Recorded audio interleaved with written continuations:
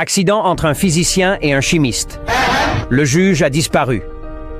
Un physicien et un chimiste ont eu un accident de voiture. L'affaire est portée devant le tribunal et le juge leur demande d'expliquer ce qu'il s'est passé. Le physicien commence. « Monsieur le juge, selon la première loi de Newton, un objet en mouvement reste en mouvement à moins qu'une force extérieure n'intervienne. Mon véhicule suivait une trajectoire parfaitement rectiligne jusqu'à ce que ce chimiste, dans un acte totalement dépourvu de rigueur scientifique, applique une force perpendiculaire à ma direction. Résultat, une collision parfaitement prévisible et un désastre thermodynamique. Le juge fronce les sourcils, mais hoche la tête. Puis il se tourne vers le chimiste. Le chimiste prend la parole avec un sourire confiant. « Monsieur le juge, il s'agit en réalité d'une simple réaction chimique.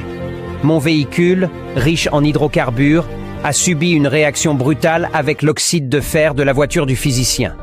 On peut donc parler d'un phénomène d'oxydoréduction mécanique.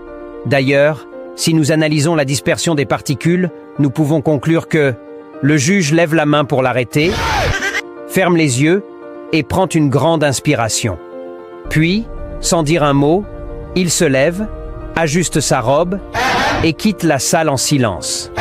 2 jours plus tard, le physicien et le chimiste sont toujours là, debout dans le tribunal.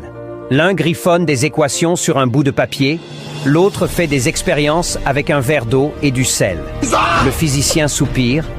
Le juge. Il a dit qu'il partait et qu'il reviendrait. Le chimiste hoche la tête.